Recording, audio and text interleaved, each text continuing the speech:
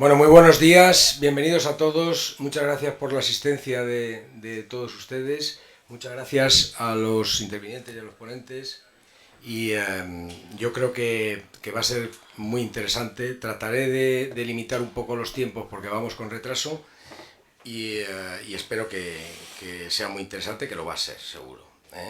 Un poco el formato es que cada uno de ellos nos cuente su experiencia desde el concepto de cómo la tecnología o el impacto de la tecnología puede mejorar los servicios a las personas.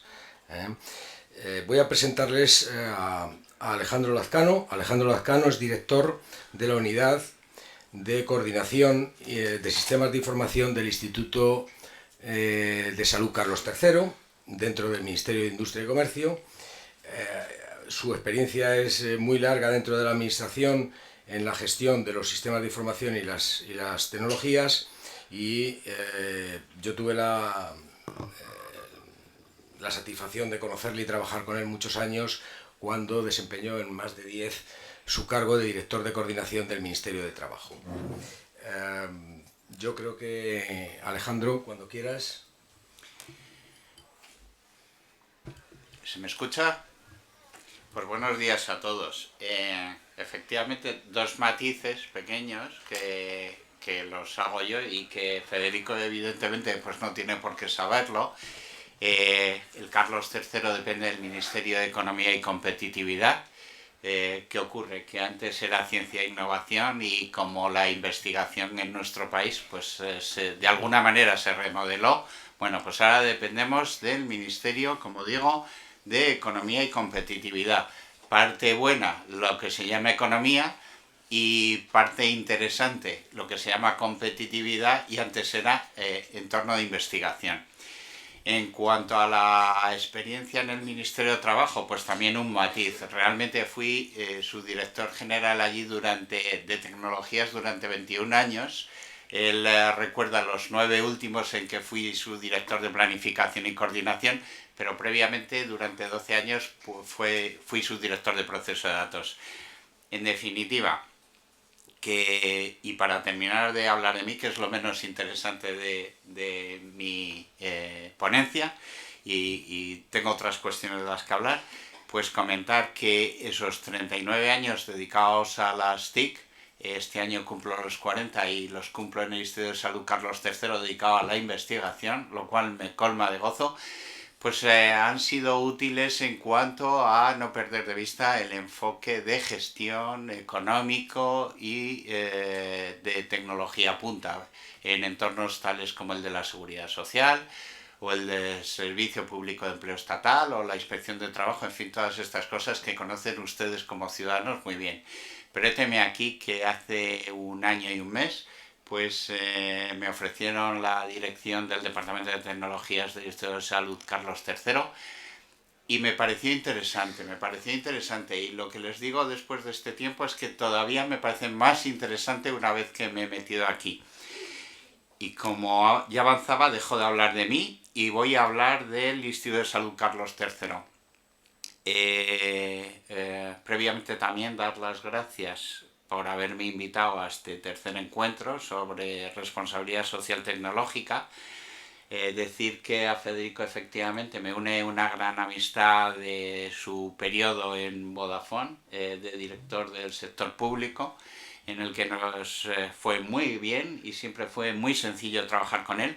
Y evidentemente también quiero citar la gran amistad que me une con Juan Carlos Ramiro, de cuando él fue director general, en el que era Ministerio de Trabajo y Asuntos Sociales, y hizo una magnífica labor, sobre todo para, voy a utilizar un término un poco brusco, pero muy cierto, desasnarnos y generar conciencia en nosotros de lo que es los problemas de los discapacitados y cómo les podemos apoyar en lo que es accesibilidad. Entonces, a los tecnólogos que parece que estamos fuera del mundanal ruido y solo sabemos hablar de hardware y software, pues bien, yo creo que fuimos muy sensibles a lo que él nos comentaba. De manera que mi agradecimiento también por todo lo que me enseñó Juan Carlos. Y yendo al Instituto de Salud Carlos III, pues indicarles que es el principal organismo público de investigación, que tiene el acrónimo OPI, es decir, cuando en este país se habla de OPIs, pues son organismos públicos de investigación, como por ejemplo alguno que les suena más, como es el CSIC. Bueno, pues esos son los OPIs. El Carlos III financia, gestiona y ejecuta la investigación biomédica en España. No he traído presentación porque creí que no había necesidad de ello, pero yo creo que es más importante lo que les transmita que lo que les pueda mostrar en una presentación. El instituto lleva más de 20 años dedicado a la tarea de investigación en ciencias de la vida y de la salud, y la verdad es que hay un punto también que yo quisiera destacar, que es un organismo gestor de la acción estratégica en salud, lo que se llama AES, dentro del marco nacional de I+D+I. Es decir, todo lo que es investigación dentro de este campo de actuación depende de él. Toda subvención, todos los proyectos de subvención que todos los años se conceden, parten del Instituto de Salud Carlos III, con lo cual la tarea como elemento de difusión de esta serie de matices de este marco de actuación, pues lo que proporciona es que la innovación en lo que es investigación esté muy presente para luego juzgar el tipo de proyectos que son subvencionados y seguidos por el instituto. Tenemos una doble dependencia, volviendo a cuestiones de las que hablaba inicialmente. Ahora dependemos no solo del Ministerio de Economía y Competitividad, sino también del de Sanidad, Servicios Sociales e Igualdad. Y dentro de este entorno, pues lo que nosotros tratamos de fomentar es la generación de conocimiento científico en ciencias de la salud y el impulso a la innovación en atención sanitaria y prevención de las enfermedades. Dicho esto, que suena pues muy serio, voy a comentar otra serie de 3, en concreto, tareas que se hacen por parte del Instituto de Salud Carlos III y que quizás son menos conocidas, pero que son igualmente importantes. Una de ellas es la coordinación de todas aquellas fundaciones, centros de investigación biomédica en red, lo que se conocen como CIBER, y también de todas las redes telemáticas de investigación cooperativa en salud, que se conocen como RETICS, así como los institutos de investigación sanitaria, que de alguna manera son certificados por el instituto. Quiere decir que todo lo que suene a investigación biomédica y Sistema Nacional de Salud, pues de alguna manera es certificado por el instituto, se subvencionan a aquellos proyectos que se consideran más importantes y luego se hace un seguimiento de ellos. En definitiva, y para pasar a hablar de datos económicos, una vez comentado cuál es nuestro campo de actuación, pues comentarles detalles que probablemente en la prensa, como el Diario Médico y en el telediario, pues habrán oído miles de veces, pero que yo me he permitido comentar aquí un breve resumen de datos económicos. En el año 2012 el Sistema Nacional de Salud supuso un presupuesto de 56.000 millones de euros. Pero vamos a lo nuestro, y lo mío son las TIC. ¿Qué parte de esos 56.000 millones anuales revirtieron o se dedicaron a las TIC? 704. Quiere decir que estábamos en un porcentaje del 1,25%. ¿Es poco o es mucho? Yo creo que es poco. ¿Por qué? Porque los TIC que nos dedicamos a este entorno de apoyar la investigación en el sistema sanitario, consideramos que cualquier inversión en TIC lo que está favoreciendo es un ahorro en el gasto corriente que se produce en el resto de las facetas de gestión de cada uno de los médicos y hospitales que tienen que llevar para adelante sus tareas y que gracias a las TIC consiguen sistemas más eficientes y que cuestan menos. Y que además, una tercera cuestión que a mí me parece enormemente importante, lo comentaba antes con el sistema de los RETIC y las redes en general, que sea más sencillo de difundir y de compartir el conocimiento, ¿eh? Entonces yo creo que en eso las TIC tenemos muchísimo que hacer.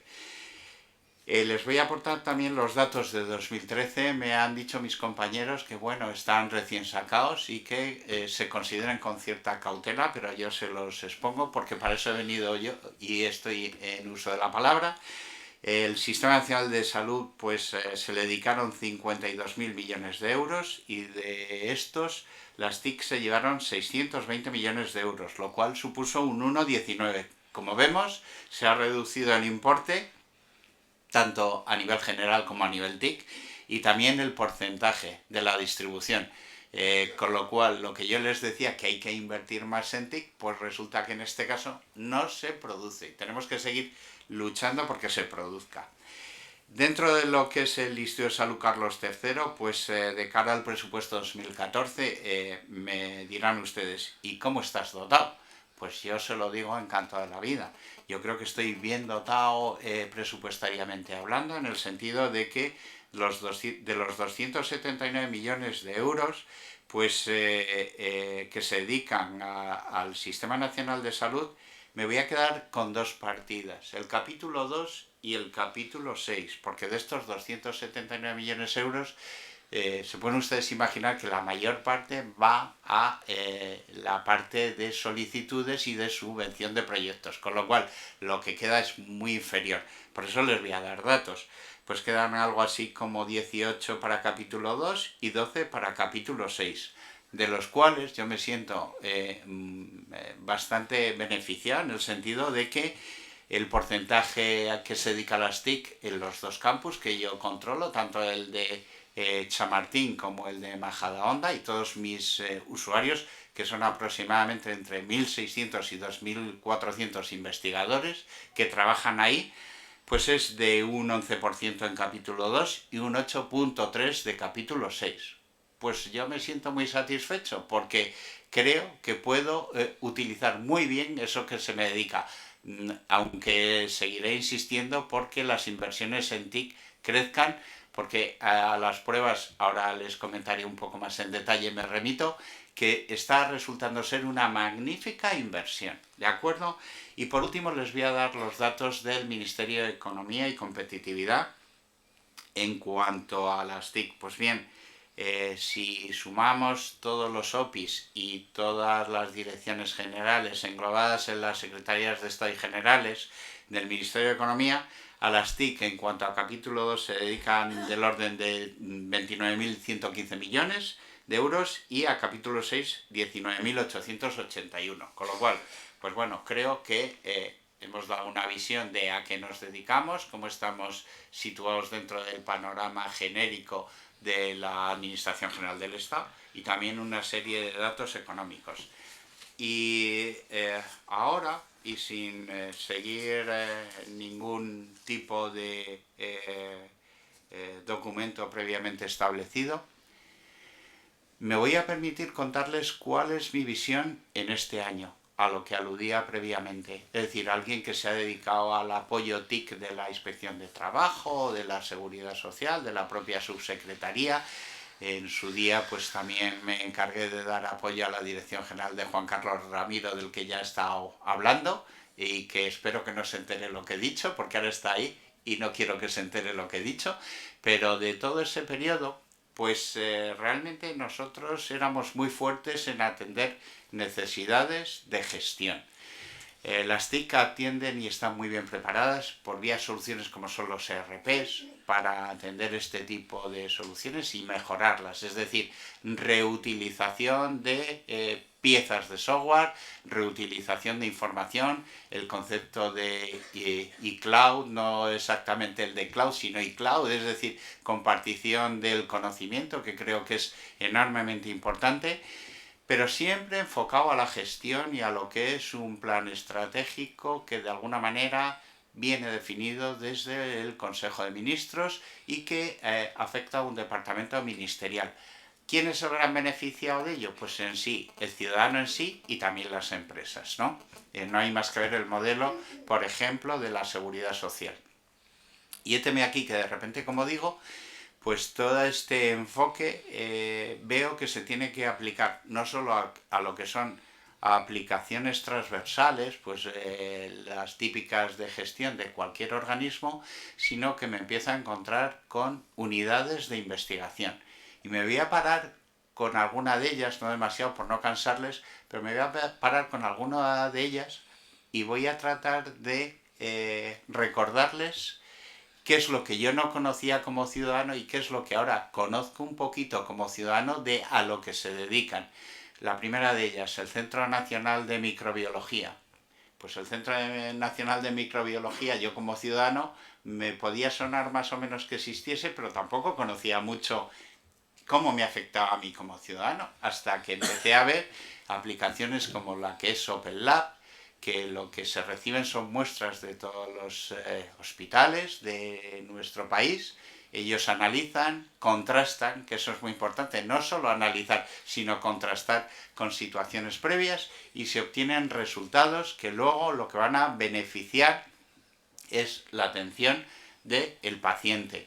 El Centro Nacional de Epidemiología, segundo, del que yo tampoco tenía mucho conocimiento. Lo primero que pregunté a la directora cuando la conocí, digo, a mí me suena un poquito, no sé si habéis tenido algo que ver con el tema de la gripe A. Dice, totalmente, nos cambió el enfoque de actuación. ¿De qué manera? Pues simple y sencillamente que cuando salió en este país, surgió la gripe A, nos dimos cuenta o se dieron cuenta ellos de que tenían información de un foco donde se producía una enfermedad, pero no tenían una visión genérica de si el paciente había venido de otra comunidad autónoma como fruto de viaje o a lo mejor el productor o el que se veía afectado por ello era un turista que venía de Alemania y estaba en ese momento en Málaga. Como fruto de eso, han establecido un sistema que está mejorando muchísimo, que se llama Sibies. ¿Qué hace Sibies? Pues ni más ni menos que va obteniendo todos los resultados de focos de epidemiología que surgen en nuestro país, va generando una base de datos y va cruzando en qué puntos se han establecido y de alguna manera qué relación o qué vinculación hay entre distintas zonas geográficas y de la violencia más o menos importante que tiene en cada una de ellas. Eso trae consigo que de forma online hay un departamento dentro del centro que tiene unas personas, unos investigadores que llaman vigilantes, que están recibiendo online toda la información, la cruzan, la procesan y están avisando a todas las comunidades autónomas, a cada una de las consejerías, si pueden obtener una información que sirva para anticiparse a las consecuencias que pueda haber en otras. ¿Cuál es nuestro objetivo? Potenciar el número de enfermedades que se están incorporando a esa base de datos y que de cara a un plazo no superior a un año o 2 años tengamos todas las enfermedades recogidas ahí con información, ya digo, online. Último paso que se tiene que hacer con todas las conclusiones de la aplicación de minería de datos que se dé a esa gran base de datos de gestión, que no solo se den datos online de cómo se está produciendo algo, sino que se obtengan conclusiones que puedan servir para prevenir las enfermedades. Según se produce, ya sabemos, como cuando íbamos a la universidad y estudiábamos las cadenas de Markov, ¿verdad? Pues sepamos lo que va a ocurrir, ¿no? Y en ese último paso, pues evidentemente de lo que se puede o se podrá sentir muy orgulloso el gobierno español es de poder contactar con la Unión Europea y también con otros países e intercambiar estos datos de conclusión de lo que aquí se ha obtenido con lo que tienen ellos y que esa aldea global sea tal, es decir, que no sea el ámbito de las comunidades autónomas, sino también la Unión Europea y todo el mundo. De manera que eso me pareció también muy interesante. Tercero del que voy a hablar, y no quiero extenderme mucho más, tú me vas controlando la hora, Federico. Pues voy a hablar de un sitio que se llama el Centro de Enfermedades Raras, el IER, y que la semana pasada, como han visto, pues se ha celebrado el Día de las Enfermedades Raras. Por cierto, yo no sabía por qué se hacía el día 28, y es porque el Día de las Enfermedades Raras es el 29, porque no siempre, no todos los años se tiene, ¿verdad? Según el año que sea. Y en eso han buscado el símil entre una enfermedad rara y un día raro, ¿no? Pues bien, en el Centro Nacional de Enfermedades Raras, lo primero que encuentras cuando vas a la parte de abajo es una parte de biobancos. Yo, ¿por qué fui allí? Pues porque el doctor Posada, que es el responsable, me dijo, oye, tenemos que mejorar este sistema, que son frigoríficos con muestras de situaciones de enfermedades raras, tenemos que mejorarlo de tal manera que detecte con más rapidez cualquier tipo de caída de corriente o algo que pueda poner en peligro este sistema y que además esté proporcionando información en remoto a cualquiera de los investigadores que tienen ahí sus muestras. Pues bueno, dicho y hecho, ahí nos pusimos, se conectó a todo el sistema de detección de alarmas vía SNMP y yo creo que en eso estamos. Pero a lo que iba, pues ahí, en ese sitio, mediante una aplicación que es el registro de enfermedades raras, lo que se está es obteniendo información de todos los casos que se están produciendo y de esa manera conseguir que el tratamiento, sobre todo preventivo, de pacientes que se ven afectados por ese tipo de problemática pueda ser más rápido. Es decir, que las TIC puedan apoyar en, si no un diagnóstico, pero sí un apoyo a un diagnóstico de una forma rápida. Con lo cual, pues fíjense bien que de los 3 casos que hemos dicho, yo, que no conocía nada absolutamente de esto, estoy viendo que como ciudadano me estoy beneficiando muchísimo de las actividades del Instituto de Salud Carlos III porque revierten en que los médicos que me apoyan cuando yo voy a un centro hospitalario dispongan de más información y me puedan atender mejor. Así de claro. Y voy a cerrar con una cuarta, de un centro muy desconocido, que es el de enfermedades congénitas. Yo, María Luisa, cuando me puse a hablar con ella, pues he de reconocer que fui a hablar con ella porque tenía una serie de problemas con la impresión en su centro. Y dijo, bueno, como ha llegado el nuevo informática, lo primero que te quiero decir es que nos ha dado problemas. Bueno, era un problema de red, uno de los segmentos de red estaba mal dimensionado y no tuvo mayor problema.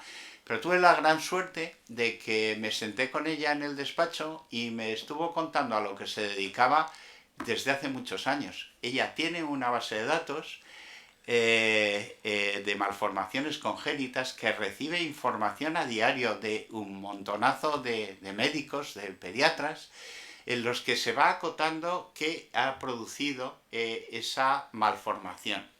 ¿Para qué sirve? Pues cuando un médico empieza a detectar en una mujer que va a dar a luz que tiene problemas, empieza a cruzar esa información de los síntomas que tiene el feto, de tal manera que puedan ver si ha habido un caso similar, qué tratamiento se le ha dado y así favorecer el que, si no solucionarlo, al menos sí mejorarlo. ¿De acuerdo?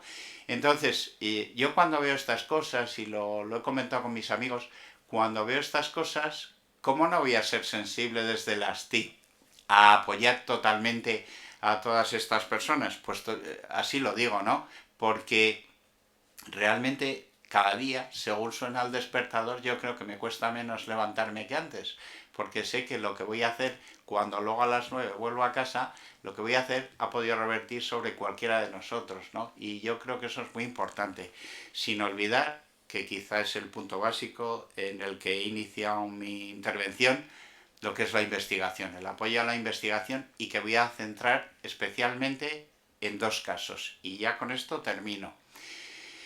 Hay 2 tipos de investigación sobre lo que estamos tratando de mejorar para apoyarlos. El primero de ellos es una unidad, que es la unidad de bioinformática, que está dentro del Centro Nacional de Microbiología, y que a lo que se dedica es al estudio mediante pipeline, se llama, es decir, tratar de estudiar muestras de casos que se producen y cuando los resultados de cada uno de esos pipelines ven que son suficientemente fiables, lo que hacen es un proceso de secuenciación. Los procesos de secuenciación, pues más o menos llevan 24 horas. Normalmente se ponen los fines de semana y ahí se deja y va rastreando toda la información de muestras de la que se dispone para obtener una nueva conclusión que pueda, a su vez, retroalimentar el sistema y utilizarse para la siguiente ocasión. Pues bien, nosotros lo que estamos tratando de hacer es apoyar a este departamento de bioinformática en cuanto a mejora de técnicas de secuenciación. ¿En qué sentido hasta ahora? Me van a permitir que hable de dos. El primero, nuestro centro de proceso de datos es un centro 24/7 con doble acometida, doble SAI, doble cuadro, doble sistema de generación. Es capaz en definitiva de trabajar en autónomo. Si se nos va todo el sistema eléctrico porque las 4 torres de Chamartín absorben todo, que a veces se produce, somos capaces de funcionar durante 11 horas autónomamente, con lo cual ese proceso de secuenciación no se para. Eso es fundamental para nuestros investigadores, ¿verdad? Segundo, en lo que estamos tratando también de apoyarles, y ya estamos, el uso de una nube privada de almacenamiento, de tal forma que ellos, desde cualquier sitio que estén, si están en un congreso investigando y hay algún tipo de problema en el sistema de información, puedan acceder de forma segura a la nube privada y corregir cualquiera de las pipelines que están usando. Segunda unidad a la que también estamos apoyando es una de epidemiología que lleva el profesor López Avente, y la técnica que utilizan es un tanto distinta. Es la típica técnica que se utiliza para los muestreos de procesos electorales y todo eso. Son procesos, está basada en procesos estadísticos, es decir, ellos obtienen una muestra convenientemente estratificada y una vez que están seguros, lo que hacen es que lo elevan al tamaño poblacional, para lo cual también se requiere un gran uso de recursos. Esto es más bien enfocado a una escalabilidad vertical, ¿verdad?, en cuanto a las necesidades TIC. Pues bien, nosotros también estamos apoyando en eso, mejorando los sistemas estadísticos y sobre todo mejorando la capacidad de procesamiento a nivel vertical. Y como creo que han sido ustedes muy amables, han escuchado a pie firme todo este rollo que les he soltado, pero en el que yo creo mucho y dedico todo mi tiempo, todo el que puedo, el de la oficina y el de casa, pues solo me queda agradecerles este tiempo y nada, pues ahí me tienen a su entera disposición en el Instituto de Salud Carlos III, todo lo que tenga que ver con las TIC, pues encantado de charlar con ustedes. Muchas gracias. Muchas gracias, Alejandro. Espero que me disculpen mi torpeza, no tanto en los nombres de los ministerios, que ya hay tanto cambio que es imposible el acertar en cualquier momento, sino en tu paso por anterior a nuestro conocimiento en el Ministerio de Trabajo. Bueno, voy a presentarles a Miguel Ángel Montero. Miguel Ángel Montero es director de Estrategia de Sanidad de Informática al Corte Inglés, es máster en gestión sanitaria y también es coordinador de e-salud en la asociación AMETIC y consejero ejecutivo de la Fundación CENTAC. Miguel Ángel. Muchas gracias, Federico. Muchas gracias a esta escuela por acoger este evento. Me permitirán que les diga, como decía Federico, por el enfoque que voy a hacer, que mi especialidad es la gestión y por tanto lo que voy a intentar, y me viene bien lo que ha ocurrido durante la mañana, es que para hablar de tecnología lo que hay que pensar inicialmente es qué temas tenemos que resolver, dónde estamos metidos, porque supongo que muchos de ustedes están oyendo, José Antonio esta mañana lanzaba, José Antonio Valverde, una serie de píldoras de un montón de cosas, pero ¿cómo se coordina todo esto? La segunda razón por la que intento explicar lo que hay que resolver es por lo que decía Alejandro ahora. 1,25, 1,19 de inversión en TIC, ¿es mucho? ¿Es poco? ¿Para hacer qué? Porque la pregunta que nos hacía Federico era si los costes de la tecnología sanitaria eran o no elevados. Y la tercera cosa que intentaré resolver es, hay que separar claramente las TIC de la tecnología sanitaria. Porque la tecnología sanitaria es algo muy cercano a los profesionales, que básicamente les gusta cacharrear mucho, pero cuando hablamos de tecnologías de la información, de lo que estamos hablando es de sistemas que nos ayudan a gestionar la asistencia sanitaria. Por tanto, claro que los hospitales están llenos de resonancias magnéticas, claro que los hospitales tienen TAC, pero lo que no tienen todos los hospitales y los sistemas sanitarios son sistemas de información que les permitan mejorar la asistencia. Y en este sentido, yo no voy a responder a la pregunta, sino que cuando termine, ustedes decidirán. El gran reto para la sanidad en este momento, y a veces se pierde de vista, es mantener la calidad de los servicios sanitarios. Digo esto porque a veces se pierde de vista que vivimos un escenario en que solo con mantener la calidad nos deberíamos dar por satisfechos. Y digo esto porque la calidad realmente se está perdiendo. Como dato, las administraciones públicas en sanidad llevan cayendo sus inversiones durante los últimos años y lo que se ha presentado como plan presupuestario a Europa, a Bruselas en concreto, para el 2014, prevé que quedará en el 5,8% del Producto Interior Bruto. Es decir, aunque cae poco, sigue cayendo. En este año, 4 décimas. Segunda cuestión, no se puede seguir deteriorando la asistencia. Tenemos un cambio de patrón del riesgo de enfermedad. Todo el mundo estamos hablando de paciente crónico, obviamente, pero hay un elemento que se pierde de vista, que es que la propia crisis tiene un impacto sobre la enfermedad. Tenemos personas que están enfermas porque su situación, desde el punto de vista económico y social, ha variado. Y o damos una respuesta, o probablemente lo que tengamos es otro grupo, además de crónicos, que tenemos que atender y no tenemos claro cómo. La tercera cuestión es que hay un cambio en la demanda de esos servicios. En este momento no podemos estar pensando, y esta mañana se comentaba, en hospitales que están pensando para agudos. Tenemos que pensar, y lo repito con cierta frecuencia, que el paciente crónico es alguien que vive con su enfermedad el resto de su vida. No sabe cuánto es su vida, pero vive el resto de su vida. Y por tanto no puede aparecer y desaparecer del radar sanitario de forma sistemática. Lo tenemos que tener todo el rato en nuestros pensamientos. Y la pregunta sería si los sistemas sanitarios son proactivos para dar esas respuestas. La tercera cuestión, se han planificado un montón de cuestiones. La lucha contra el despilfarro, desinversiones selectivas. ¿Qué les voy a contar? De centros hospitalarios, de entidades, de organizaciones, de infraestructuras que probablemente hoy no los deberíamos hacer ver, pero sobre todo porque cuando miramos a nuestro alrededor no hay ningún país de Europa que tenga hospitales especializados en menos de 50 kilómetros, nosotros los tenemos. Y por tanto, habría que pensar qué hacer con todo esto. Modelos de atención alternativos a la hospitalización. Es necesario tener modelos alternativos a la hospitalización, no solo por lo que se comentaba esta mañana, por la posibilidad de infección dentro de un hospital, sino porque la gente no queremos ir al hospital. Si lo podemos resolver de otra manera, lo resolvemos de otra manera. Y por último, o por penúltimo, el abordaje integral a una realidad que le estamos haciendo yo creo que poco caso, que es la cronicidad.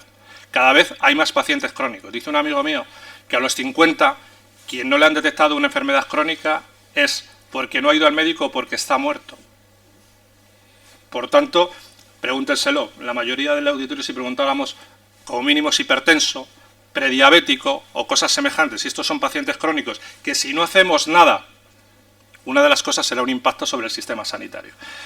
Bueno, se han probado alternativas, algunas de ellas no han dado el resultado esperado, basta con ver algunas de las más recientes, medidas como la gestión indirecta de hospitales, paralizada la Comunidad de Madrid, servicios compartidos entre proveedores que necesitan colaboración y no se producen, otros modelos de colaboración público-privada difíciles de poner en marcha por las propias limitaciones corset de la administración. Probablemente las empresas estamos dispuestos a modelos de colaboración con la administración. La administración tiene que regular cómo se compra, porque en este momento cuando uno va a modelos, por ejemplo, de pago por uso en algunos servicios, uno se encuentra con el interventor que dice, hombre, no, mi modelo de contratación es esto y esto no se puede hacer. En cualquier caso no han dado resultados. Y otros, como la mejora del rendimiento, el cambio del rol de los profesionales, que es muy complejo. Es muy complejo sencillamente porque hay que cambiar el status quo de las personas y las personas es lo más difícil probablemente de cambiar. Se han intentado evaluación de políticas y medidas sanitarias, pero la pregunta aquí es, para políticas y medidas sanitarias, mi percepción es que se necesita un consenso político que no existe. Estamos debatiendo desde el punto de vista partidista, pero evaluación de políticas y medidas sanitarias que funcionen, yo creo que no estamos todavía en este país dispuestos a discutir. Promoción de la salud y del autocuidado, hay que empezar a explicarle a la gente que la salud, que su salud es suya, que está muy bien que cuando esté enfermo le curen, pero hay que ayudarle a que no enferme, y en esto tenemos poca experiencia. Nuevos canales de comunicación y formas de atención, y aquí todo el mundo le vendrá probablemente, pero sobre todo que garantice la sostenibilidad, y aquí yo creo que hay cosas que decir, y por supuesto el modelo de atención a pacientes crónicos. De entre todas estas medidas, algunas de las que se han apuntado y no se han desarrollado ha sido la aceleración de la implantación de las TIC. Y no se han acelerado porque, como comentaba Alejandro, lejos de invertir en TIC, probablemente lo que se ha hecho ha sido progresivamente desinvertir. Por cierto, de modo lineal, si se baja el presupuesto de sanidad un 5, se baja un 5 en TIC, sin caer en la cuenta de que probablemente, si reduzco de alguna manera esto, mantener la calidad asistencial depende de otros factores. En cualquier caso, yo creo que en este momento, con lo que he dicho, hay que acelerar la implantación de las TIC por varios motivos. Primero, porque hay TIC que son altamente eficientes y altamente probadas. Por ejemplo, la historia de salud electrónica o la carpeta personal permite, como herramienta, poner al ciudadano delante de su salud y ser copartícipe de la información que se necesita para su atención. Y esto no es algo que tengamos que inventar, esto está. Esto lo que hay que hacer es extenderlo y ponerlo, como decía esta mañana, al servicio de los profesionales. La carpeta de personal debería ser algo como la historia de salud electrónica que se prescribiera la consulta del profesional.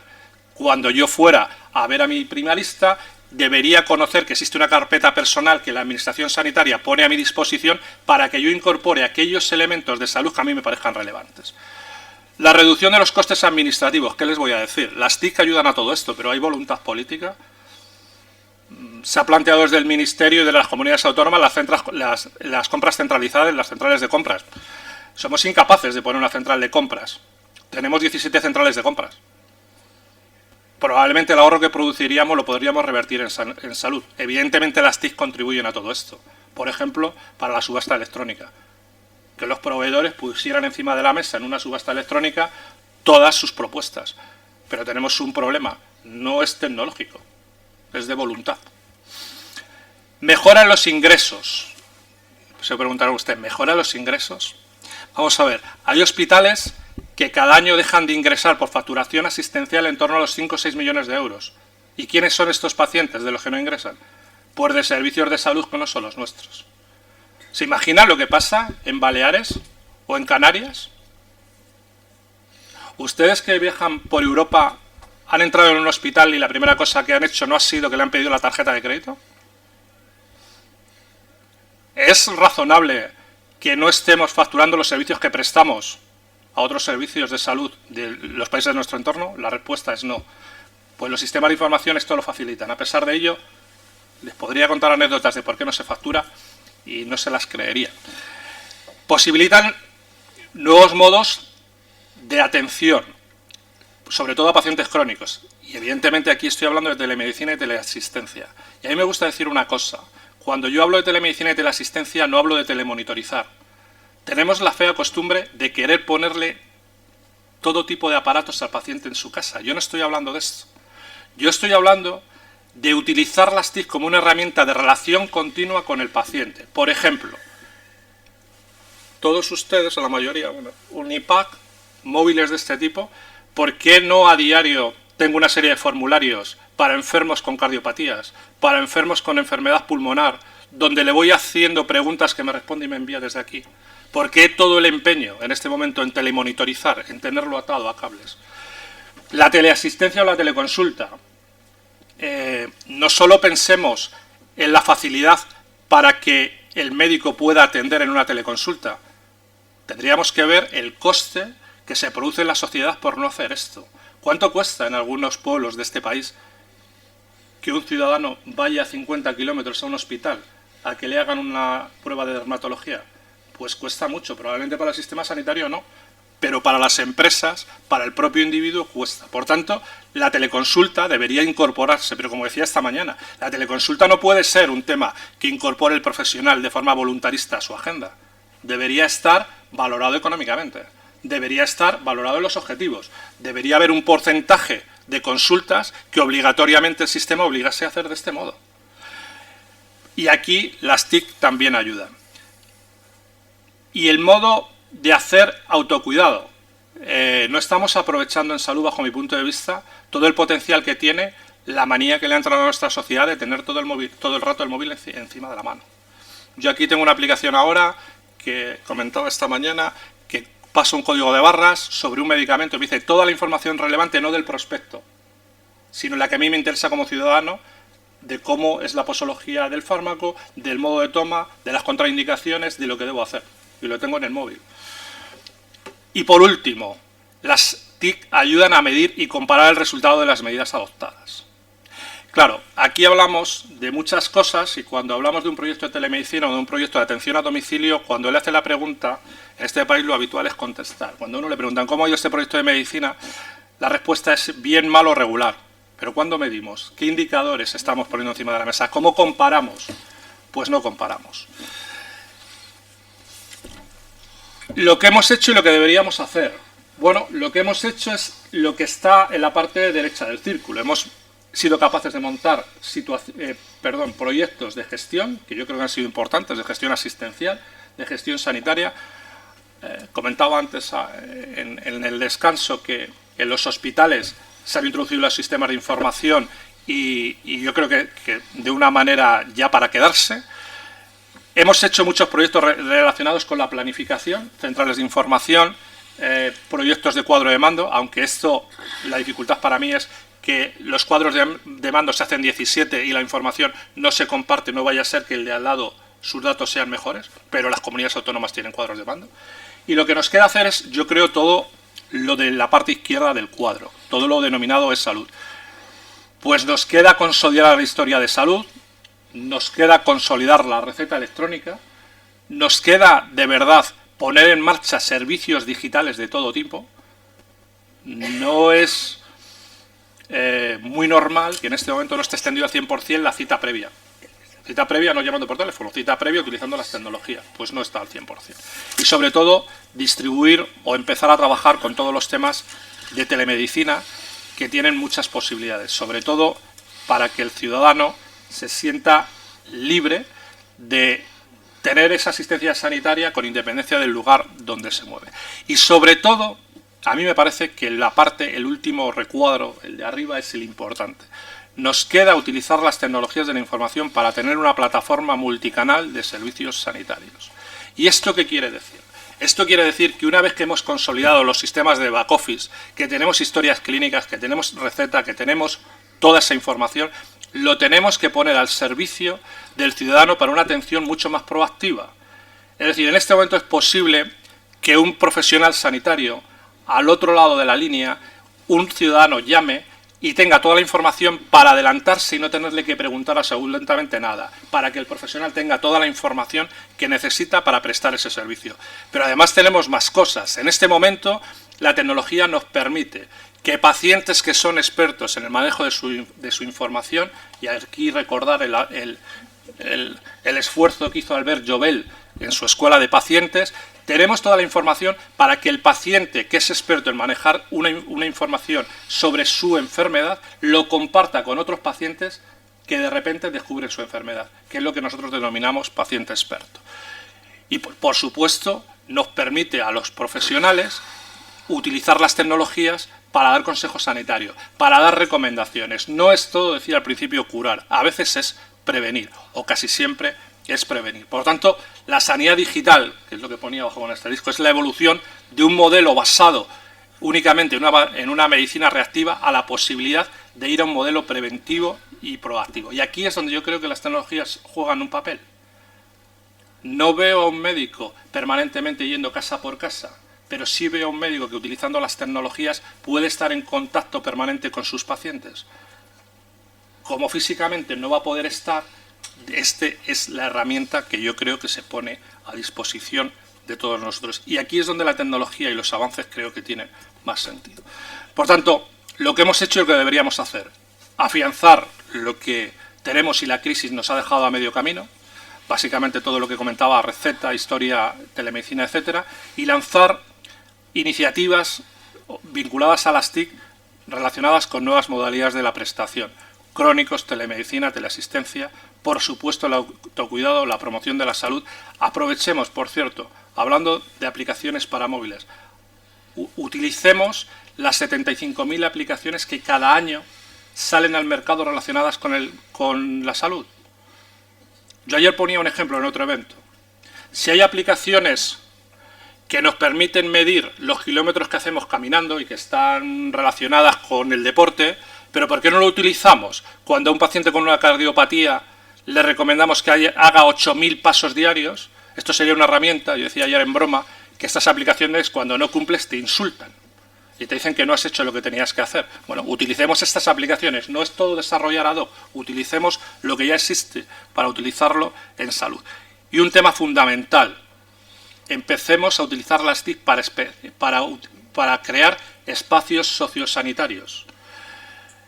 Nos olvidamos con cierta frecuencia, y lo mencionaba al principio, que muchos aspectos relacionados con la enfermedad tienen que ver con aspectos sociales.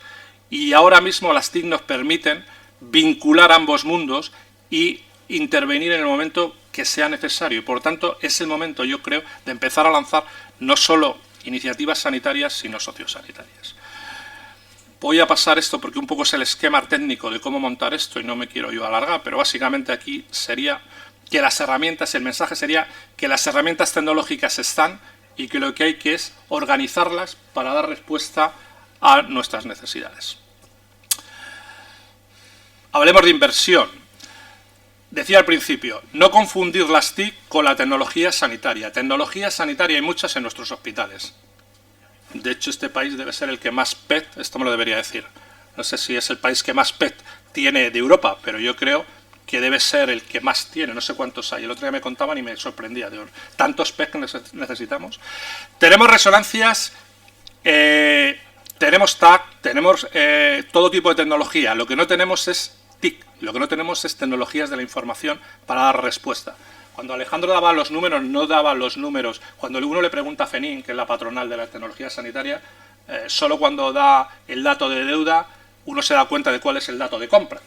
Pero no es nuestro caso. En nuestro caso, como decía antes Alejandro, es que las inversiones a nivel global de tecnologías de la información y las comunicaciones, sumando además los recursos propios de las organizaciones, están a 700 millones. Si uno se da cuenta que hay 17 comunidades autónomas, se dará cuenta que el reparto es muy pequeño.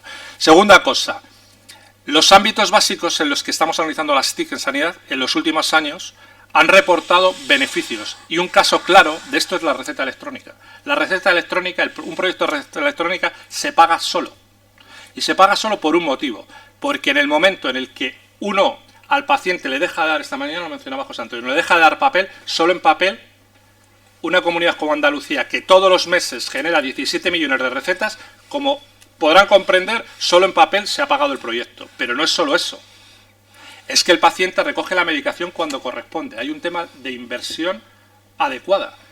Porque el paciente, el sistema le dice cuándo tiene que ir y no puede ir cuando quiera por la receta, sino cuando el sistema le permite. Por tanto, es un proyecto, evidentemente, que lo que demuestra es que el retorno de la inversión es muy rápido. Pero hay más cosas. Hay expertos que se han dedicado a mirarse esto y dicen que la digitalización, el segundo punto de las historias, las recetas electrónicas, etcétera, es decir, la e-salud, ha producido en los últimos 10 años una cifra de ahorro de 121.000 millones de euros. Yo no sé ni siquiera calcular esto, porque yo vengo del mundo de la peseta, pero 120.000 millones es muchísimo dinero el ahorro. Por tanto, lo que está claro es que las TIC retornan muy fácilmente la inversión que uno hace. Pero en cualquier caso, y voy a contar el mismo dato que tenía Alejandro, la razón y cómo estamos es donde estamos. El último dato que dio a las 6, el oficial, porque el de 2013 saldrá, es el que comentaba antes Alejandro, que solo un 1,25% del gasto en sanidad es en TIC. Y la pregunta es obvia. Si las TIC producen los beneficios y el retorno, ¿por qué no se hace más? Un último dato. En salud, por cada euro que se invierte, retorna en modo, sobre todo industrial, pero en cualquier caso, en retorno de beneficio para la comunidad, 7. ¿Qué estoy diciendo con esto? Estoy diciendo que cuando uno invierte un euro en un proyecto TIC en salud, no solo hay que mirar de la parte del Servicio Regional de Salud, sino la riqueza que genera donde esto se hace. De hecho, las comunidades autónomas esto lo han visto y si se fijan, casi todas están intentando montar sistemas de desarrollo tecnológico en sus regiones porque son elementos de riqueza. Y como a veces lo que conviene es compararnos, les diré esto. Muchos de ustedes conocerán Kaiser Permanente. Kaiser Permanente es una organización privada, americana, sobre todo opera en California, y es una organización privada que la tenemos todos en la cabeza porque es el paradigma de la gestión de pacientes crónicos. Para los que no conozcan, Kaiser en su momento es el primero que propuso la pirámide para pacientes crónicos y estratificó a la población en función de los cuidados.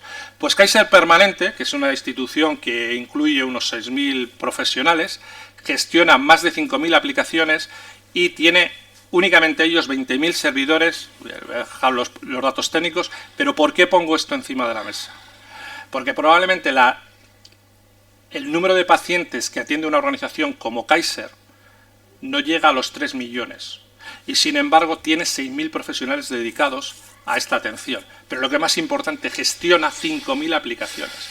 ¿Cuál es el resultado de todo esto? Pues que las tecnologías de información en Kaiser son un elemento que está incrustado en la gestión asistencial. Recientemente, a mí esto me da mucha envidia, ha inaugurado un centro de innovación TIC para la salud en Colorado que cuenta solo él con 350 empleados. Todo el Sistema Nacional de Salud no tiene 350 personas en innovación, pero este país no tiene en el conjunto de las empresas dedicadas 350 personas a innovación permanente en TIC Salud. Y se espera que en el 2015 lo hayan multiplicado, que trabajen 700 personas. ¿Por qué pongo todo esto? Pues pongo todo esto porque la pregunta, y volvemos al principio, si lo que gastábamos, si lo que se empleaba en TIC era o no era razonable. A mí me parece que a la luz de los datos, hacerlo hay que hacerlo. No somos ni mucho menos, y he puesto estos datos que son exagerados, no somos ni mucho menos el país de Europa donde más dinero se invierte en TIC, y sin embargo los resultados que tenemos son, yo creo que excelentes. Lo mencionaba antes Alejandro. Solo un aviso a navegantes. Creo que hay un riesgo real de proyectos que han empezado y que han tenido muy buena acogida por los profesionales, por la desidia y por la falta de inversión, al final se queden paralizados y el momento que intentemos recuperarlo realmente ya sea tarde. Por tanto, yo creo que lo que hay que hacer es seguir invirtiendo en TIC. Hay que saber para qué se invierte en TIC y dejarse, es cierto, de esnovismos y utilizar todo aquello que realmente se incorpora en el proceso asistencial. Y lo demás, pues habrá que dejarlo en el plano que haya que dejarlo, pero en cualquier caso, en este momento, yo creo que no se puede concebir un sistema sanitario sin un fuerte componente TIC. Muchas gracias.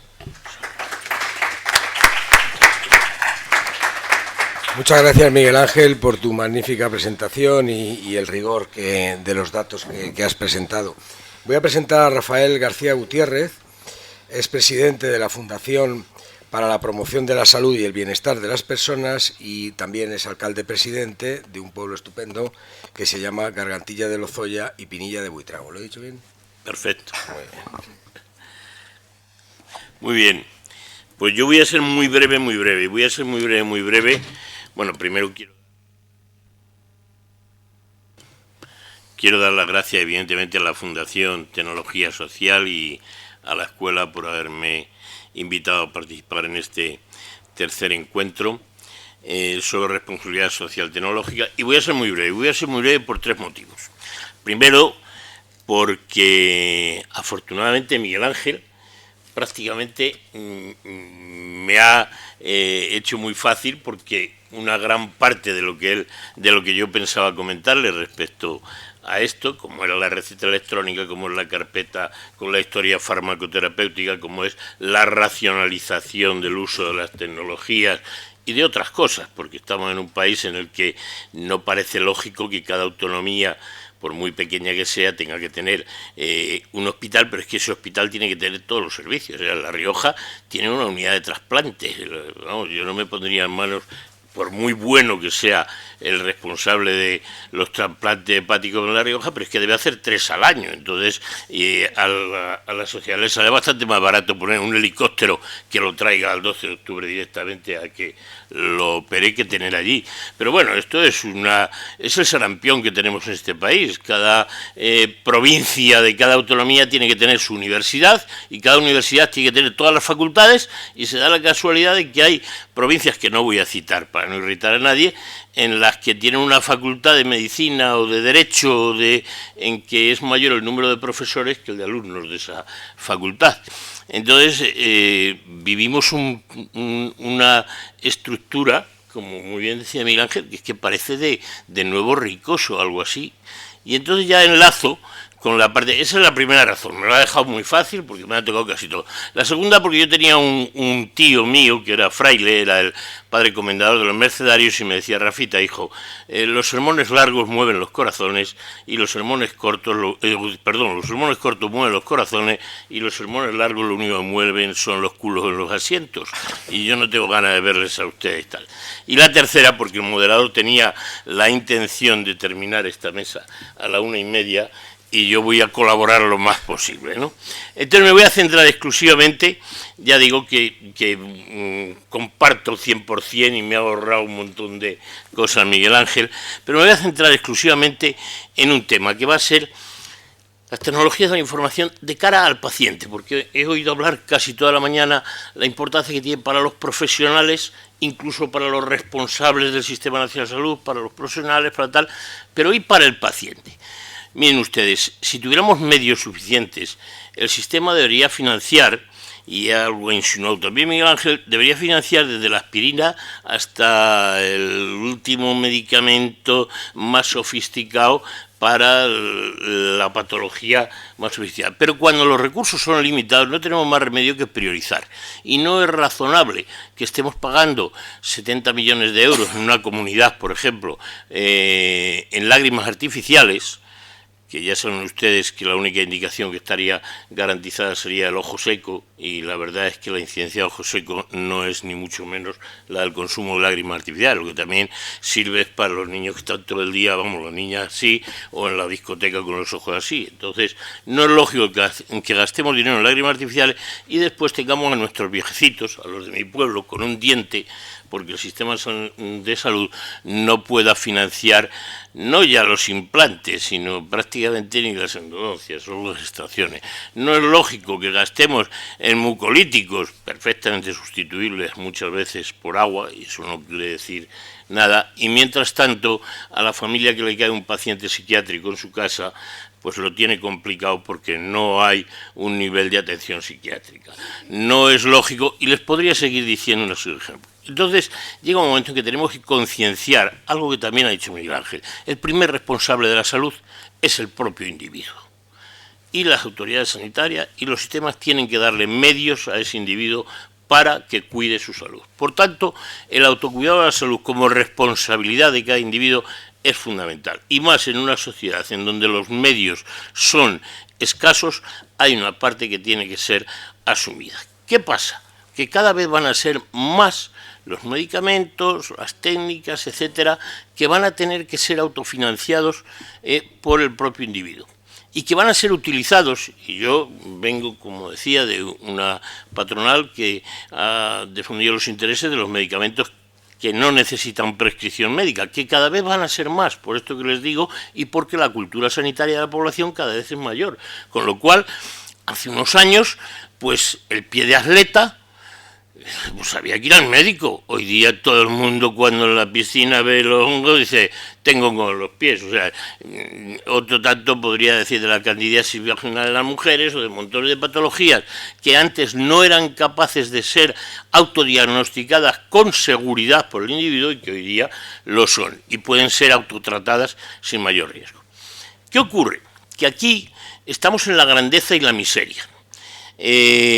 Para que algo sea seguro, ustedes saben que los medicamentos, los tratamientos, tienen que reunir tres características. Que sean, primero, seguros, y segundo, eficaces, y tercero, de calidad. Son las tres condiciones que se exigen a un medicamento para que obtenga la autorización definitiva de comercio. Calidad, seguridad y eficacia. La calidad, la seguridad y la eficacia, pero sobre todo la seguridad y la eficacia, dependen de dos factores. Primero, del propio medicamento, factor intrínseco, pero segundo, muy importante, del uso. El Mercedes 300 no sé cuánto y tal es el coche más seguro del mundo y de mayor calidad del mundo, pero si yo lo cojo y entro con él a 320 km por hora en una curva de 90 grados, se va a hacer gárgaras la calidad, la seguridad y la eficacia. Entonces, quiere decir que hay un segundo factor, que es el uso correcto. Y solamente se puede usar correctamente algo si tenemos la información suficiente de cómo se debe usar. El paciente en los medicamentos no prescritos por el médico, que cada vez van a ser más y con mayor incidencia y además con un aporte económico importante para el Sistema Nacional de Salud, el paciente solo tiene 3 fuentes de conocimiento de esa información. Una, la publicidad, pero es que la publicidad no le dice más que cuando tengas gripe tienes esto en el mercado, no le entra más. La segunda fuente es el prospecto, pero el prospecto es una información generalizada, no es ad hoc. Y la tercera es el contacto con el farmacéutico. Ese sí puede decir, señora María o doña María, usted no puede tomar este antigripal porque usted está tomando pastillas para la tensión y esto lleva fenilpropanamina o lo que sea, que es incompatible con esto. Pero ¿qué pasa? Que no cerremos los ojos. Cada vez nuestra sociedad utiliza más otros medios, incluso para la adquisición de medicamentos, lo cual a mí me parece una barbaridad y yo nunca por internet compraría un medicamento. Pero ya se van a poder, los que no están sujetos a prescripción de una forma legal, se van a poder comprar por internet. Y aquí viene la grandeza y la miseria. En internet, a mí, perdónenme que yo como no soy absolutamente profano en esto de las tecnologías, hablo internet, a lo mejor había que decir de otra forma, ¿no? Pero en internet yo puedo encontrar cualquier información. Esa es la grandeza. La miseria es que nunca tengo garantía de la calidad o la garantía de la fuente que me da la información. Entonces aquí sí que tenemos que hacer un papel y es responsabilidad de los responsables de la salud. Si queremos impactar incluso económicamente favorablemente, tenemos que dar educación a sanidad al ciudadano, poniendo a su disposición, como él decía, mediante los móviles, mediante los iPads, mediante el ordenador portátil, tenemos que llevarle la información suficiente para que pueda autocuidarse, para que pueda utilizar los medicamentos y los sistemas con garantía, con seguridad, que nos garanticen la seguridad y la eficacia de esos autotratamientos. ¿Qué ventaja va a tener esto? Pues les digo sinceramente, no es solo económica, no es solo que si el 5% de los medicamentos prescritos y financiados por el sistema sanitario que se utilizan en síntomas o síndromes menores que podrían ser autodiagnosticados se sustituyesen, dejasen de ser financiados y los pagase, ahorraríamos 1.200 millones de euros al año en España. No solo eso, es que impactamos sobre la calidad, porque si al médico de la consulta, que tiene 60 pacientes, le quitamos los 35 que podrían perfectamente autocuidarse, porque además no solo los pacientes crónicos, es que la gripe, yo sé, llevo toda mi vida cogiendo gripe cada año y sé cómo tratármela, no hace falta que vaya.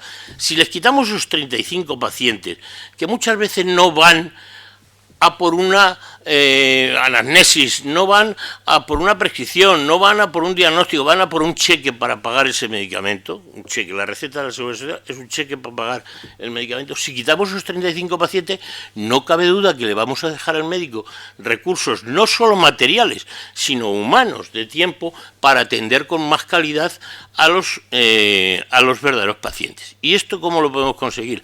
Dando una educación a los ciudadanos y dando la formación e información necesaria para que el ciudadano se autoconciencie más, se autotrae y liberemos al Sistema Nacional de Salud de eso que ojalá, digo, de la aspirina al infinito, pero es que cuando los recursos son limitados habrá que priorizar. Y no podemos tener a los viejecitos sin dientes y mientras pagándoles a sus nietas las lágrimas artificiales al día siguiente están en la discoteca. Entonces, yo creo que las tecnologías de la información y la comunicación pueden jugar un papel fundamental en el impacto no solo económico, sino de calidad en el Sistema Nacional de Salud. Pero, como verán, no he querido impactar sobre los profesionales y las autoridades del sistema, que ya lo han hecho brillantemente todos los ponentes de la mañana, sino sobre el ciudadano, sobre el usuario. Porque en estos medicamentos muchas veces más que paciente es usuario o consumidor. No se puede decir que una persona de salud normal que tiene una gripe una vez al año sea un paciente, no. Estos medicamentos es un consumidor. Y yo no les digo nada más. Muchísimas gracias, porque he prometido que iba a ser muy breve y yo creo que casi lo he cumplido, ¿eh? Casi terminas a la 1:30. Seguro. Gracias. Muchas gracias. Bueno, vamos mal la verdad es que hemos arreglado mucho la situación, hay que decirlo, pero sí me gustaría, si hay alguna pregunta, es el momento. He tenido la suerte de acudir justo a la ponencia que deseaba. Llevo 2 años trabajando en el Hospital de Torrejón, uno de los hospitales, o si no es el primero, creo recordar, público de gestión privada.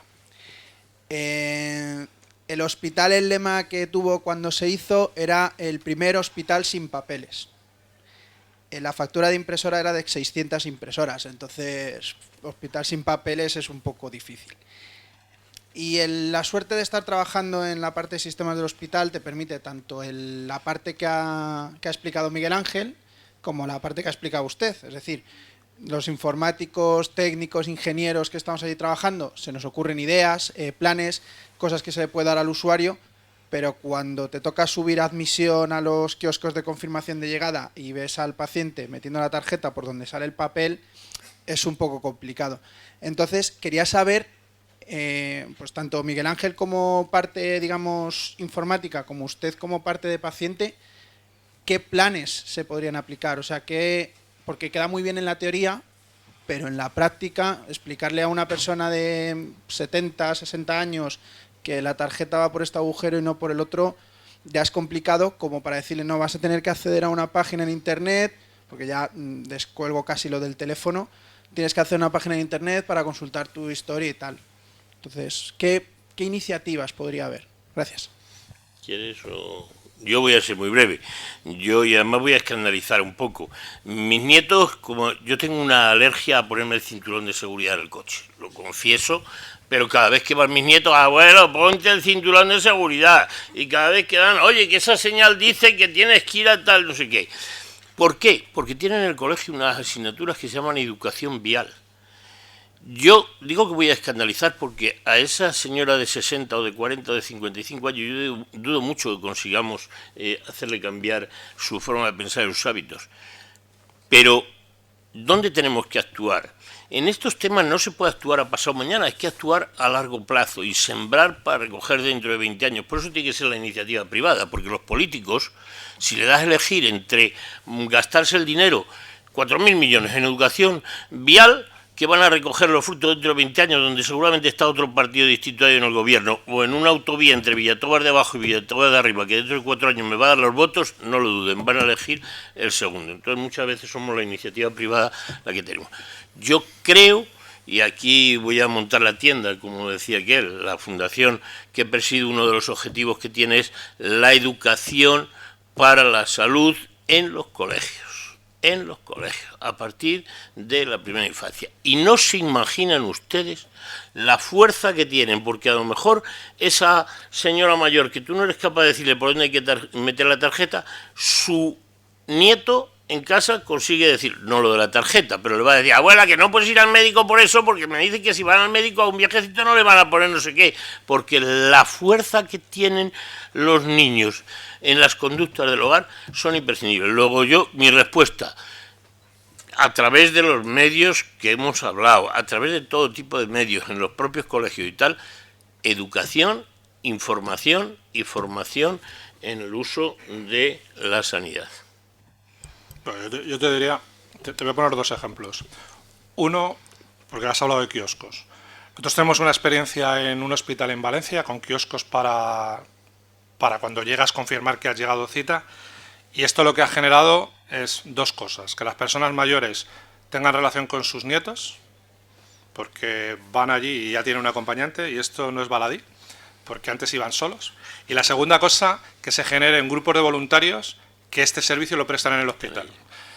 Y segunda experiencia, tenemos un proyecto de paciente pluripatológico frágil en Cataluña, de asistencia a personas mayores con pluripatología a domicilio, apoyados en una cosa que estamos llamando asistente digital.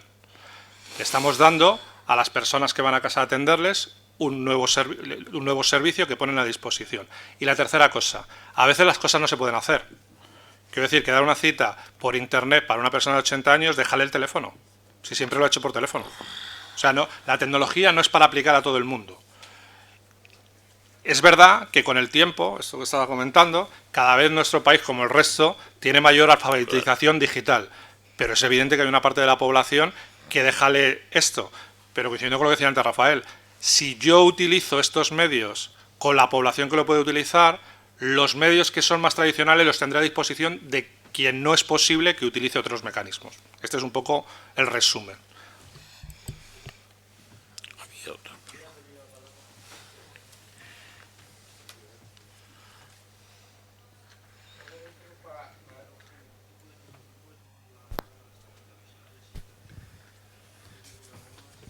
Sí.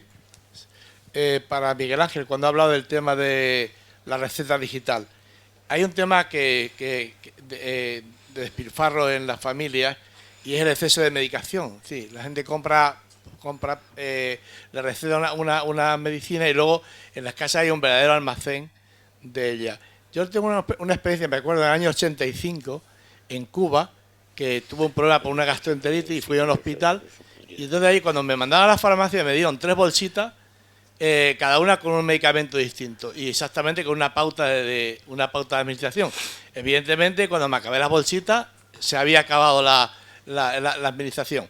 Evidentemente eso es una cosa tan manual y tan artesanal, yo creo que sería de difícil implementación en una situación como la actual.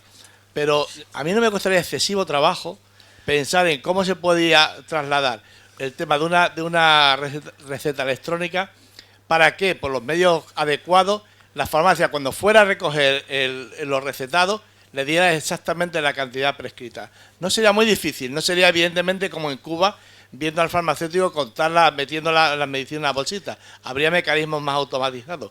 Entonces, ¿eso lo habéis pensado alguna vez? Porque yo no lo he oído nunca. Bueno, a ver, te diré una cosa rápida. Yo creo que en lo que tú estás planteando, que se ha planteado en el Sistema Nacional de Salud, que sería la unidosis, hay un problema serio, que es en quién pones la tarea. Y evidentemente se pone en los laboratorios. Los laboratorios no están dispuestos a hacer esto. Sus envases son sus envases.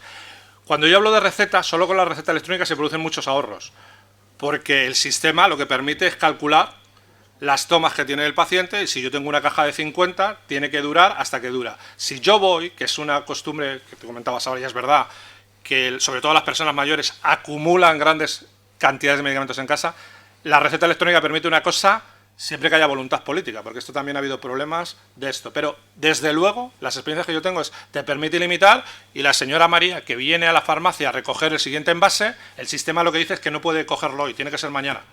Y se acostumbra. Y por otro lado estoy facilitando una cosa, que es lo que estaba diciendo Rafael, que es más importante, que es que el médico no emplea ni un minuto en tratamientos repetitivos en volver a emitir recetas. Y me aseguro, por tanto, 2 cosas. Un crack que había, porque la gente se llevaba 5 cajas, y la segunda cosa, quitar esto. Lo que yo no creo que vaya a ocurrir es lo que tú propones, porque se propuso en el sistema y no se hacía nadie cargo, que es la unidosis. Que a mí me den los medicamentos exactos que yo necesite, con una presentación del fármaco distinto al del laboratorio. Porque la siguiente cuestión es, ¿quién lo elabora? El laboratorio. El laboratorio no va a hacer esto. No va a hacer esto porque después en Francia le piden otra cosa y no lo va a hacer. No lo va a hacer. No, señor. Pero ahora no. Me vais a permitir intervenir, porque este es un ejemplo clarísimo de que nos falta información a los ciudadanos. Vamos a ver. ¿Cómo se aprueba? Primero, ¿quién decide cuántas pastillas de amoxicilina tiene que llevar la caja de Clamoxil, o el genérico de amoxicilina? ¿Quién lo decide? ¿El laboratorio? No. Lo decide la Agencia Española del Medicamento y Productos Sanitarios. El laboratorio llega y dice, miren ustedes, quiero lanzar al mercado este producto, una amoxicilina, en esta indicación. En amigdalitis, en faringitis, en no sé qué. Y miren ustedes, según los 20 años de experiencia y de estudios que tengo, la dosis más eficaz son una cápsula cada 8 horas durante 7 días, o durante 8 días. Porque es la forma, como es un bacteriostático, así evito fórmulas L, evito resistencia, no sé qué. Esta es la mejor dosis en calidad, o sea, en eficacia y seguridad. Y entonces la Agencia Española del Medicamento coge y durante más o menos unos cuantos años estudia y evalúa lo que se llama la evaluación y comprueba si es verdad eso o no. Y en unas ocasiones dice, coño, el laboratorio, pues es verdad, según nuestros evaluadores eso es lo correcto. Y entonces autoriza para la faringitis que son 4 de tal, un envase de 12 cápsulas. Y para la amigdalitis, uno de 24 cápsulas, pues son 3 por 8 días, 24 cápsulas. Y eso es lo que autoriza, no lo que ha pedido el laboratorio. En otros casos cambia la agencia.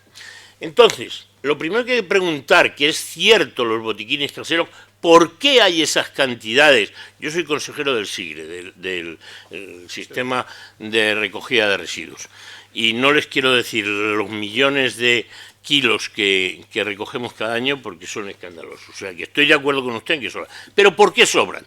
Le voy a decir, no habría más que 2 razones. O por mala prescripción, que podría ser, pero es escaso, o por incumplimiento del tratamiento, que es el 99% de los casos.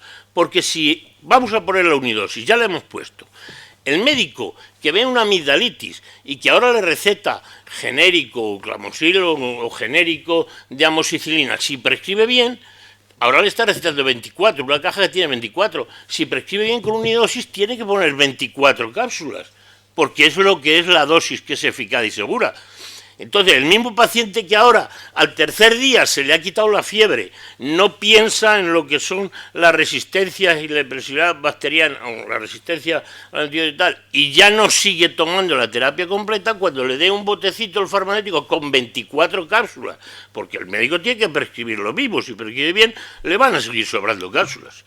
Luego, aparte de lo que ha dicho Miguel Ángel, que es verdad, y que no se pueden manipular los medicamentos fuera del laboratorio, por un problema de responsabilidad también, que el farmacéutico supongo que no está dispuesto a asumir.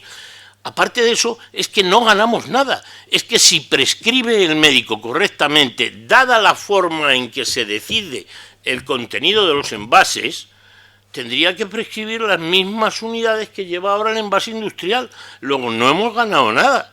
Al revés, seguramente encarecemos los costos, porque lo que pasa es que nos falta esa información, porque yo hago una encuesta ahora mismo entre 100 ciudadanos, y de los 100 ciudadanos, 99, salvo el que trabaje en un departamento de registro de una industria farmacéutica, 99 me dicen, los laboratorios ponen 50 cápsulas porque así venden más a más alto precio, y las cápsulas, como tú muy bien dices, las que no se consumen también las ha vendido el laboratorio y también ganan, porque la gente en general, las personas, ignoramos que no es el productor el que decide, es la Agencia de Evaluación de Medicamentos, la Agencia Española de Medicamentos y Productos Sanitarios, y en muchos casos la EMEA en los registros multinacionales, que es la Agencia Europea, la que decide qué dosis y qué contenido tienen que tener.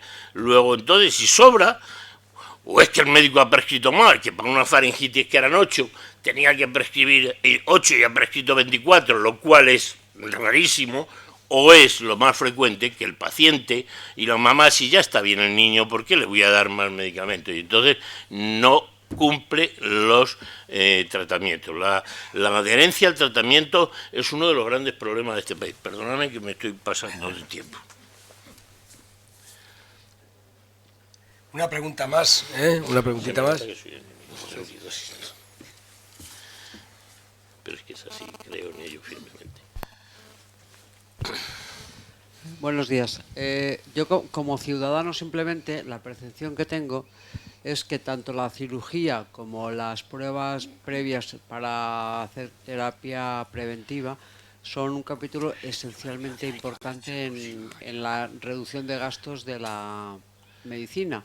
Y me ha dado la sensación de que o se ha tocado muy lateralmente o no se ha hablado apenas de esto. Entonces me ha sorprendido. Igual es que yo estoy equivocada o no, pero vamos, por ejemplo, la reducción de ingresos en el hospital de meses enteros, como se hacía hace 25 años por una operación de riñón, ahora que te hacen una litiasis, que es ir, litiarte y volver, yo creo que es espectacular. Y en cardiología y en otros temas, a mí me parece algo espectacular y me sorprende que no haya salido.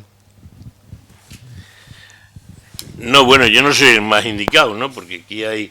Pero quizás, pero sí que les digo que efectivamente que se ha colaborado extraordinariamente con los avances. Yo, el que más de la tecnología, de la información, de los conocimientos, de la laparoscopía y tal, pero sobre todo también de los medicamentos, porque vamos, yo recuerdo cuando yo era pequeño que a la gente le operaban de úlcera de estómago cada 3 días del medio, y ahora lo que hacen es darle omeprazol, o sea que, bueno, omeprazol o cualquiera de los o sea que efectivamente yo creo que que tanto los avances en tecnología, de la comunicación, de la información, que hace que tengan mayor... Hombre, los robots estos, los Da Vinci ahora mismo, economizan, que yo estoy convencido que se amortizan, porque por lo que me dicen los cirujanos que lo utilizan, aparte de la seguridad y la calidad de las intervenciones, es que al final economizan, y los medicamentos, los avances, la investigación.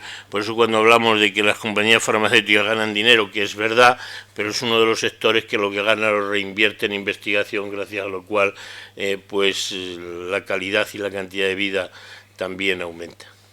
Bueno, de todas formas, a esto que dice, no sé si estoy muy de acuerdo por lo siguiente. Vamos a ver. Seguimos hablando con cierta frecuencia. Yo creo que esto nos lleva el subconsciente a ello, a volver a un elemento que al principio decía que esta no es la realidad que tenemos. Volvemos a hablar de agudos, volvemos a hablar de intervenciones. Baste con decir que el verdadero paradigma, donde realmente tenemos problemas, es que el 80% de los recursos lo consumen un 20% de la población que son pacientes crónicos. Por tanto, el problema no está dentro del hospital. El problema está en unos ciudadanos que cada vez sufren enfermedades con mayores periodos de tiempo. Afortunadamente, nuestra esperanza de vida es mayor. Y esto nos lleva a dos situaciones, a consumir recursos como crónicos, pero es que luego hay un dato que es tremendo, que es que el 80% de cada uno de nosotros utiliza, el 80% de los recursos que utilizamos cada uno de nosotros lo utiliza en los últimos 5 años de su vida. Y por tanto, cuanto más prolongamos, más recursos utilizamos. Luego podemos hablar de lo que a veces se habla interesadamente, porque esto nos lleva a lo que tú decías ahora, a tecnologías y tal, y esto ya es interés de la industria. A si las cirugías se pueden acortar, si las estancias se pueden acortar, pero este yo creo que no es el problema actual. El problema actual es que tenemos una tipología de enfermedad y una tipología de pacientes distinto, y esto es a lo que hay que darle respuesta, porque si no seguiremos hablando de lo que hablábamos siempre, y esto no es la realidad, es otra. Yo, señor, les pido perdón porque tengo que retirarme y, bueno, muchísimas gracias por su paciencia con respecto a mí. Gracias. Bueno, yo creo que tenemos que cortar ya porque vamos un poquito mal de tiempo. Ha sido magníficas las presentaciones y me duele un poco tener que hacerlo, pero las cosas se tienen que acabar también, ¿eh? Entonces, muchas gracias a los ponentes y muchas gracias a ustedes.